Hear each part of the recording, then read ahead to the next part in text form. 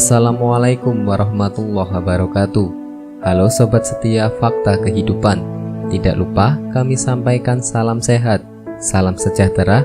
Semoga tercurah segala bentuk kebaikan dan juga kita semua dalam lindungannya. Seperti biasa, kita akan berbagi kisah dari yang unik, menarik sampai bikin nangis. Mari kita simak kisahnya.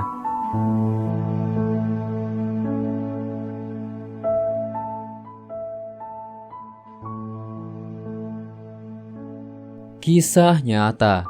Pengurus jenazah di rumah sakit ketakutan gara-gara mayat batuk saat dimandikan.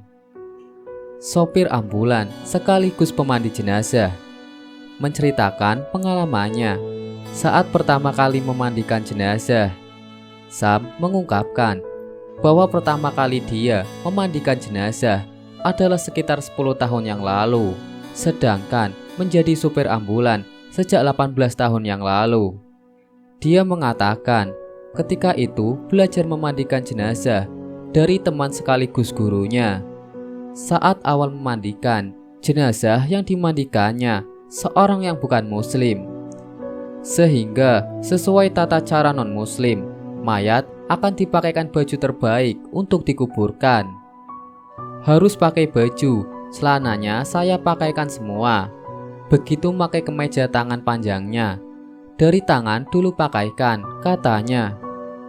Pas saya mau angkat kepalanya, si jenazah itu mengeluarkan dahak. Dehuk gitu, tirah kalau orang Sunda bilang, ujar lagi. Saat itu, karena masih belum memahami dan baru perdana memandikan jenazah, dengan rasa kaget dan refleks, Sam membantingnya. Itu saya banting, refleks cuma saya nggak lari, tuturnya. Sebagaimana dikutip dari Pikiran Rakyat, Bekasi, dari kanal YouTube Mbah Mijan pada Senin 13 Desember 2021. Aksi lucu Sam itu pun langsung ditertawakan oleh teman yang mengerjakannya.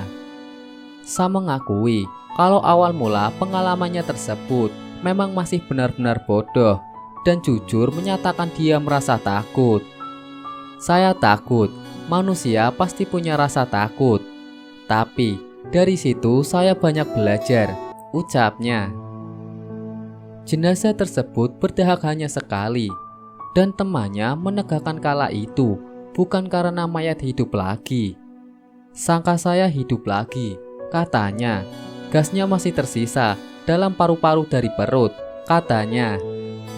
Akhirnya, dia mengangkat jenazah tersebut agar gasnya keluar. Dia mengatakan memang sangat perlu belajar demi mendapatkan pengalaman.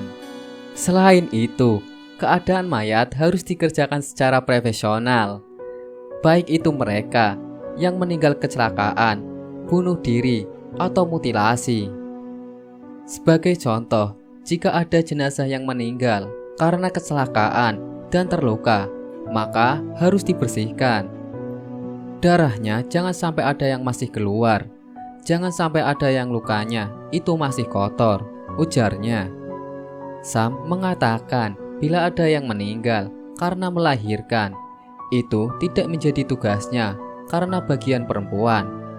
Ada yang bunuh diri, yang kakinya hancur, ucapnya, menceritakan kondisi jenazah yang pernah ditangani.